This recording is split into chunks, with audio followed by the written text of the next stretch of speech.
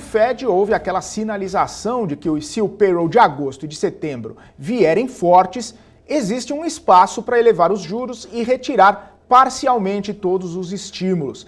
Lembrando que na quarta-feira os dados do emprego medido pelo ADP vieram bem abaixo do esperado e isso trouxe, claro, essa expectativa maior sobre o que vai ser divulgado pelo payroll. Se os dados vierem baixos, mostra uma desaceleração da economia americana, mas se os dados vierem bons, se os dados vierem fortes, mostra que a economia americana está se recuperando num nível mais satisfatório. Aqui no Brasil, o mercado segue repercutindo os ruídos políticos que acabaram contaminando o mercado. Primeiro, com a aprovação do Refis lá no Senado, o plano de refinanciamento das dívidas de empresas estende o alerta para o risco fiscal. Além disso, esse risco fiscal também aumenta com a proposta de retirar o pagamento dos precatórios do teto de gastos. E depois, também temos o aprofundamento da crise entre os poderes, com acusações por parte do presidente Jair Bolsonaro, e ontem também teve o cancelamento de uma reunião entre o presidente Jair Bolsonaro e o ministro do STF, Luiz Fux. Esse cancelamento foi feito por parte do próprio ministro Luiz Fux. E isso, claro, acabou contribuindo para a alta do dólar nessa quinta-feira, que fechou em R$ 5,24, também a queda na Bolsa de Valores, mesmo com toda a alta, com a alta forte da Petrobras. Eu tenho aqui os números, o Ibov fechou em queda de 0,14% aos 121.633 pontos. Como eu estava falando, a Petrobras aqui puxando a alta, né, de 9,62 a Petri 3, 7,87 a Petri 4, justamente por conta da divulgação do balanço, né, da Petrobras bastante forte, números impressionantes, divulgação de pagamento de dividendos de mais de 30 bilhões de reais, a Petrobras com números bastante robustos, né, subindo 9%, 7%, Magazine Luiza subindo 2,5% e TOTVS subindo 1,8%. Mas, como eu falei, o ruído político acabou puxando a bolsa para baixo, fechando em 0,14%. E também teve a questão do minério de ferro. Minério de ferro na China caindo mais de 6% ontem, e aí puxando o Bradespar caindo 5,10%. Também puxou Vale para baixo, caindo mais de 3%. E aí, entre as mais baixas ali, tivemos também Braskem, Companhia Siderúrgica Nacional e Eco Rodovias. Tudo isso acabando trazendo um mau humor, trazendo cautela para o mercado. E, claro, a gente ficando de olho aí em toda essa repercussão. Mas vamos falar agora com o Marco Saravalli, né? Porque ele traz para a gente o tom do mercado nessa sexta-feira. Marco Saravalli, muito bom dia para você. O que você conta para a gente? Oi, Felipe. Muito bom dia. Bom dia a todos acompanhando aqui os futuros de Nova York e as bolsas internacionais. A gente tem um viés levemente positivo para essa sexta-feira. Tá? Lembrando que o grande indicador do dia vem dos Estados Unidos. Para a nossa leitura, a gente espera realmente que a economia americana continua se desenvolvendo, acelerando, né, os próximos passos, mas que realmente a reunião de Jackson Hole deva sinalizar que a política monetária lá nos Estados Unidos, lembrando que essa reunião acontece agora no final do mês de agosto, o Banco Central americano deve reforçar que a política monetária deve continuar muito frouxa por muito tempo. Tá? Essa é a nossa expectativa. Isso é bom para os mercados de renda variável, no mercado de risco como um todo. Tá? E grande destaque também de ontem, né? As ações da Petrobras acabaram fechando em forte alta, né? Chegaram a subir mais de 10%, acabaram fechando algo próximo disso, levemente abaixo desse patamar. Mas a gente acredita que possa ter realmente uma continuidade dessa valorização ao longo dos próximos dias, né? Destaque também para o petróleo, né? Recuperando parte das quedas recentes. O Brent já volta a ser negociado acima dos $72. Tem espaço aí também para recuperar, continuar recuperando ao longo dos próximos dias e trazer fôlego adicional para as ações da Petrobras, tá bom? Então vamos acompanhar as ações de commodities como todo, principalmente para petróleo. Lembrando que tem um peso relevante também no Ibovespa, isso pode também colaborar para uma alta talvez um pouquinho mais expressiva no nosso principal índice por aqui, tá bom? Então esses são os principais indicadores e essa é a nossa expectativa para essa sexta-feira, tá bom? Já já a gente volta com o nosso gráfico do dia. Até mais, tchau! E falando nas commodities, né, o minério de ferro caiu mais uma vez na China, depois do tombo de mais de 6% no pregão de ontem. O minério de ferro cai mais de 1% nessa sexta-feira, pressionando ainda mais as empresas que negociam a commodity. Claro, a gente fica de olho nessa repercussão e toda a questão regulatória na China, né, as pressões, as intervenções do governo chinês. Já o petróleo Brent, que é referência para a Petrobras, está subindo 0,5% no pregão de hoje, chegando aí aos 71,7 dólares o barril, mais de 71 dólares o barril. Eu quero falar um pouquinho agora sobre os resultados das empresas. A gente que está na temporada de balanço do segundo trimestre, o banco ABC divulgou resultado agora há pouco. A empresa registrou um lucro líquido de 136 milhões de reais nesse segundo trimestre, um crescimento de 121% em relação ao mesmo período de 2020. No semestre, houve um crescimento de 81,4% em relação ao primeiro semestre de 2020. A Hering também divulgou resultado com lucro líquido de 7,1 milhões de reais no segundo trimestre desse ano, uma queda de 94,4% se for comparado ao mesmo período de 2020. Segundo a companhia, essa queda se relaciona aos créditos de PIS e COFINS reconhecidos no balanço de um ano atrás, que acabou puxando os números daquele trimestre para cima, coisa que não aconteceu nesse trimestre, um evento não recorrente. A JHSF registrou um lucro líquido de 321 milhões de reais nesse segundo trimestre, com uma alta de 26,4% na comparação com o mesmo período do ano passado. O EBITDA ajustado somou 444 milhões de reais, uma expansão de 158% sobre o reportado no segundo trimestre do ano passado. De acordo com a administração da JHSF, o trimestre passado foi marcado pelo ritmo comercial aquecido na incorporação e também pela retomada gradual das operações de shoppings, hospitalidade e também gastronomia, focos aí da empresa. Também tem resultado do Burger King, que registrou um prejuízo líquido de 97 milhões de reais no segundo trimestre, uma queda de 48% na comparação anual. O EBITDA do Burger King somou 3,1 milhões de reais e reverteu o indicador negativo registrado um ano antes. A Tupi também registrou seu resultado, teve um lucro de 31 milhões e 500 mil reais nesse segundo trimestre, revertendo um prejuízo de 82 milhões do ano antes. O EBITDA somou 142 milhões de reais, também revertendo esse indicador negativo. A empresa também aprovou um pagamento de 19,6 milhões de reais em juros sobre capital próprio, que dá mais ou menos ali 13 centavos para cada ação. A DataX fica em 20 de agosto. Vamos falar um pouquinho da Ásia. As bolsas chinesas fecharam em baixa nessa sexta-feira, com as preocupações com o contínuo aumento dos novos casos do coronavírus e também por conta de aperto na regulação do governo chinês. Vamos dar uma olhadinha em como fecharam os mercados asiáticos nessa sexta-feira. Bolsa de Xangai, na China, caindo 0,24%. Nikkei, no Japão, uma alta de 0,33%. E o índice Hansen, lá em Hong Kong, fechando praticamente no 0 a 0, uma queda pequena ali de 0,01%. Vamos dar uma olhadinha como estão as bolsas na Europa nesse momento, as bolsas europeias trabalhando aí num patamar positivo, tá? O índice Eurostock subindo 0,2, FTSE no Reino Unido no 0 a 0 ali, praticamente 0,01 de alta, CAC na França subindo 0,3 e DAX na Alemanha subindo 0,14. Nos Estados Unidos os futuros já estão abertos, nos Estados Unidos nessa espera pelo payroll aí, a gente tem Dow Jones subindo 0,06, S&P subindo 0,05 e a Nasdaq caindo 0,15%.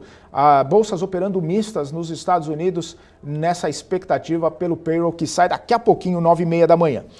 E o Marcos Saravalli traz um gráfico do dia agora para a gente, são algumas informações do JP Morgan mostrando revisões das expectativas dos analistas para a economia. Conta para a gente este gráfico aqui, Marcos Saravalli.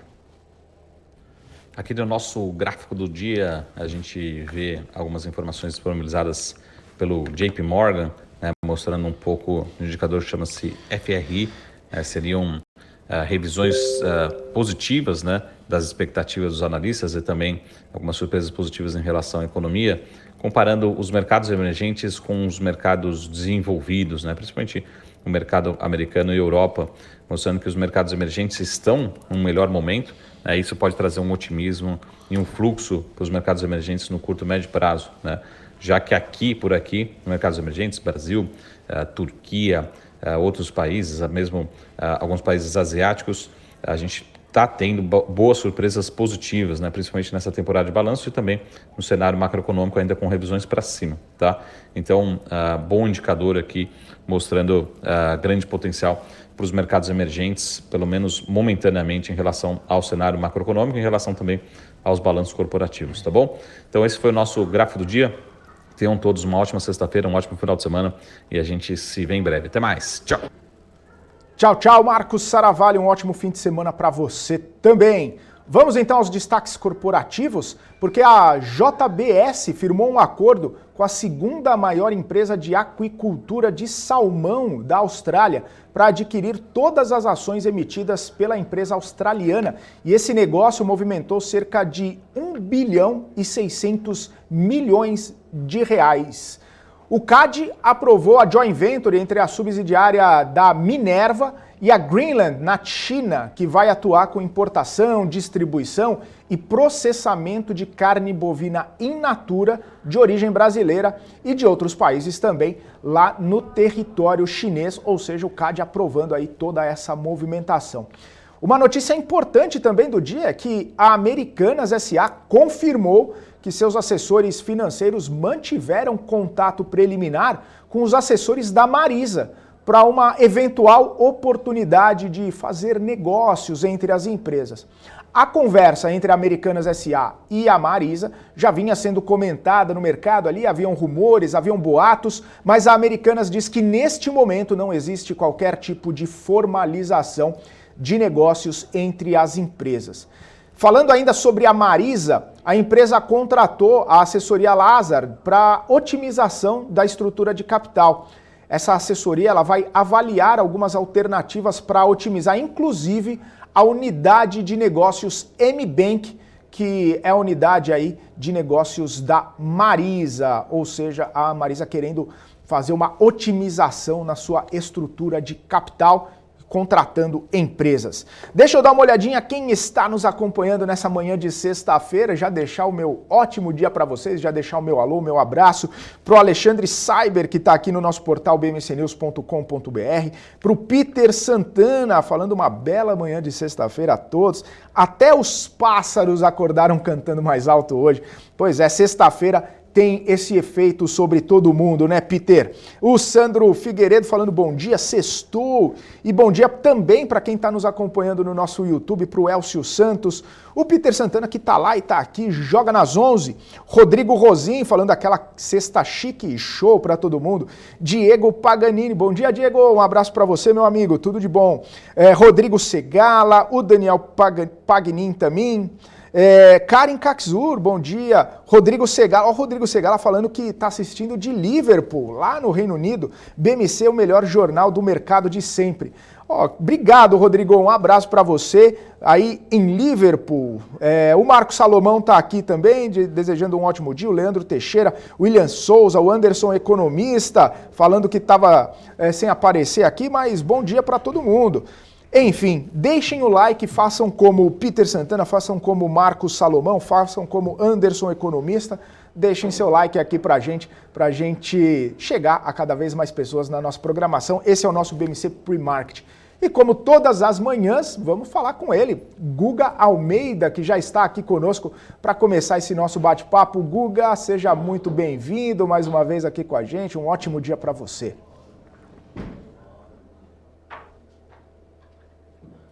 Bom dia, Felipe. Bom dia, pessoal. Tudo bem? Tudo em ordem. Um ótimo dia para todos nós. Dia de payroll, dia do indicador mais importante. Né? Vai ser bem no horário que a gente vai estar terminando aqui o nosso pre-market.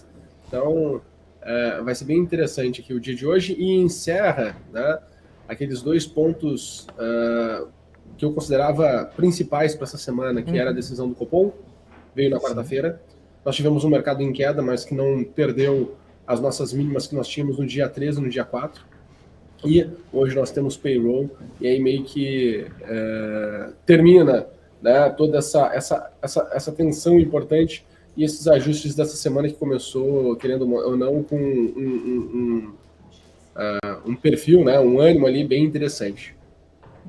Ô Guga, mas essa expectativa, né? Você falou que a semana os indicadores, Copom, payroll, e aí a gente teve nesse meio tempo aí também ruído político, tivemos queda de minério de ferro, tivemos alta de Petrobras, tudo isso mexendo com a Bolsa e qual que é a sua expectativa, né? O que você está vendo, o que acontece hoje, o que pode acontecer hoje com todos esses elementos interferindo e causando algum tipo de impacto na Bolsa? Vamos lá, deixa eu mostrar uma coisa para vocês e aí vamos raciocinar junto aqui. Deixa eu compartilhar minha tela. Bora lá. Nota o seguinte, Felipe, nós estamos com segunda aqui. Tá? Segunda-feira, abertura de segunda-feira foi exatamente esse movimento que nós tivemos. Tá? Então, todo o mercado com expectativa. Nota que o preço, ele fica oscilando, certo? Ele fica oscilando, altas e baixas, mas nós não vemos o mercado continuando uma tendência de queda indo para um patamar mais baixo. Tá? A gente vê o mercado oscilando, ganhando volatilidade e se definindo algumas coisas que são fundamentais, são importantes. Tá? Copom, essa decisão do Copom foi bem importante para o mercado. Beleza, tivemos a decisão do Copom. Tá? Abre o mercado positivo, continua com ruído político, mas tu vê que o preço ele não vai para um patamar mais baixo. Dentro dessa visão, eu continuo acreditando que um cenário negativo no dia de hoje é para se manter aqui em cima dos 120 mil pontos. O meu cenário mais que deterioraria, né, o mercado seria para ir para 119. Tá? Mas eu acredito que já está tudo muito bem precificado e nós estamos vindo de correção já, tá, há um bom tempo, desde ali do dia 4, 5 de junho até agora, né? Até hoje, dia 6 de agosto. Tá? Então, a gente teve toda essa janela aqui de correção, toda essa janela de ajuste, aumenta a volatilidade. Continuo com o mesmo cenário, Felipe, só acho que o mercado ontem não conseguiu se manter e ir para o patamar mais alto.